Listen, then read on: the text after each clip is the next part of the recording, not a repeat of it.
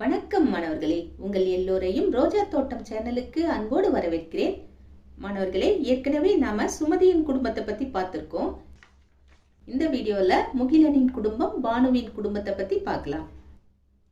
145வது பக்கத்தை எடுத்துக்கோங்க. முகிலனின் குடும்பம். கலந்துரையாடி கற்போம். முகிலன் கடற்கரையில் மணல் வீடுகளை கட்டி விளையாடி கொண்டிருந்தான். அப்பா வருவதை பார்த்ததும் அவன் அவரை நோக்கி ஓடி வந்து மகிழ்ச்சியில் துள்ளி குதித்தான்.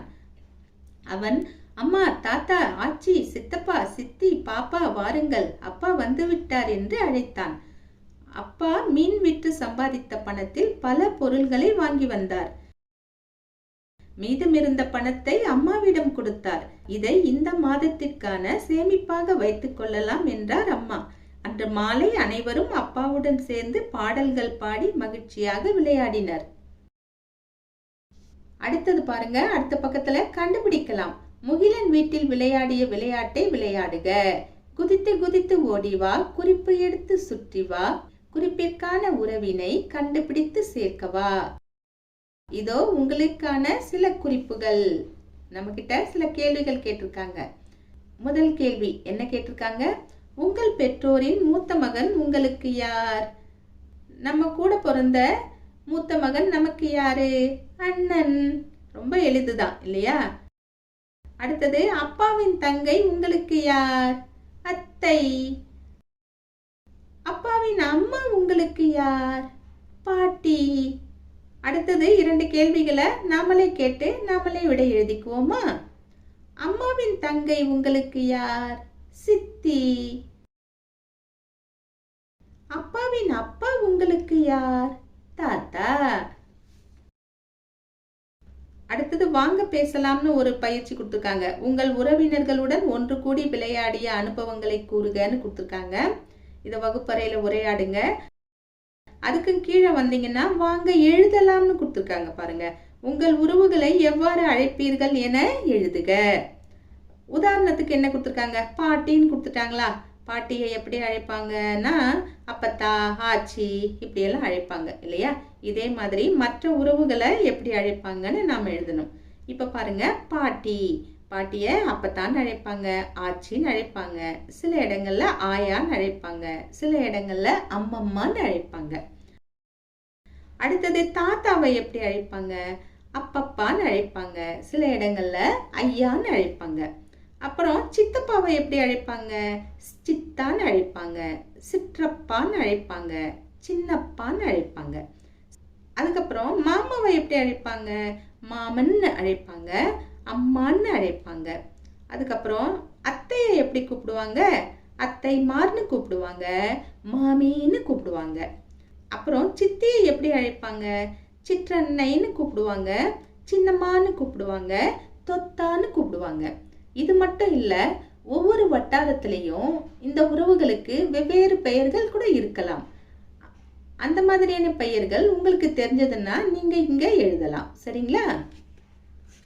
அடுத்தது 147வது பக்கத்துல பானுவின் குடும்பம்னு கொடுத்துருக்காங்க பாருங்க. கலந்துரையாடி கற்போம். எங்கள் வீட்டில் நான், அம்மா, சிட்டு, கிட்டு, மிட்டு ஆகியோர் உள்ளோம். ஒரே ரெய்மிங்கா இருக்குல்ல? சிட்டு, கிட்டு, மிட்டு. நல்லா இருக்கு பேரு. இங்க என்ன கொடுத்துருக்காங்க? சிட்டு எங்கள் செல்ல நாய்க்குட்டி, கிட்டுவும் மிட்டுவும் எங்கள் பூனைக்குட்டிகள். ஓகே ஓகே, சிட்டு நாய்க்குட்டி, கிட்டு மிட்டு பூனைக்குட்டி. அடுத்து, என் அம்மா வங்கி மேலாளர், பேங்க்ல வேலை பார்க்குறாங்க. என் அம்மாவுடன் பள்ளிக்கு செல்வேன். ஸ்கூலுக்கு போறாங்க பாருங்க கார்ல. அதுக்கப்புறம் என் அம்மா வீட்டிற்கு வரும் வரை நான் என் செல்ல விலங்குகளுடன் விளையாடுவேன். எப்படி விளையாடிட்டு இருக்காங்க பாருங்க.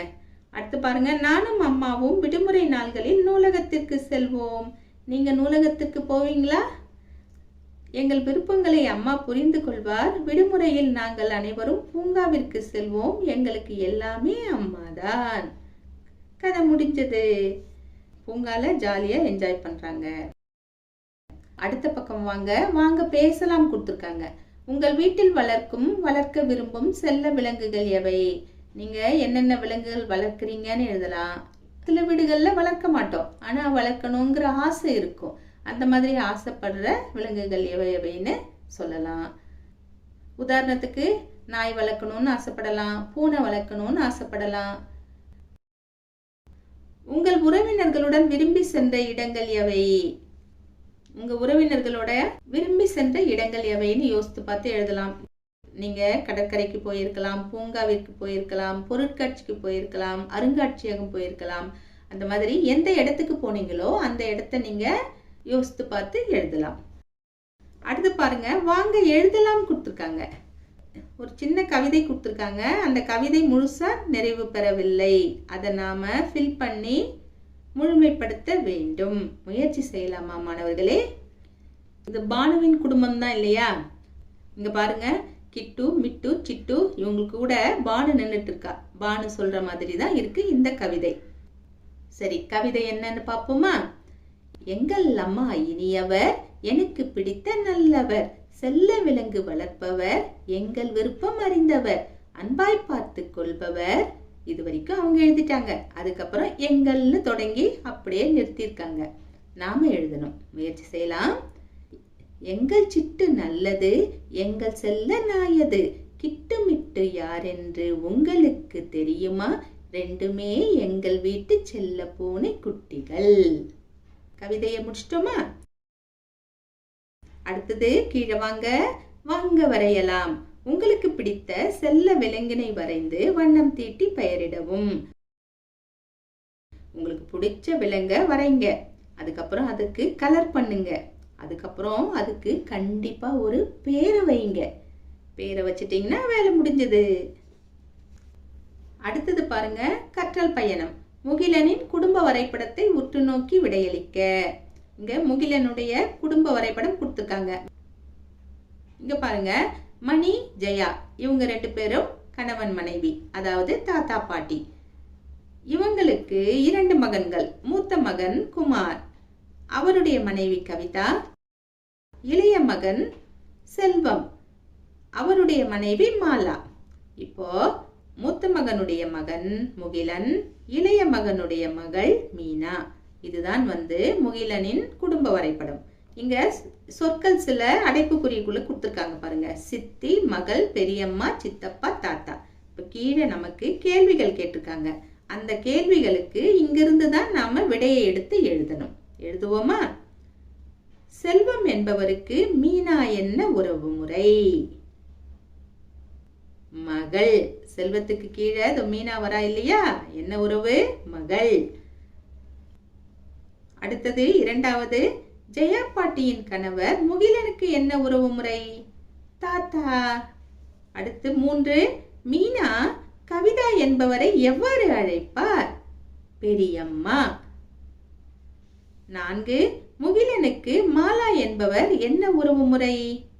சித்தி. அடுத்தது 5, முகிலன் செல்வம் என்பவரை எவ்வாறு அழைப்பார்? சித்தப்பா.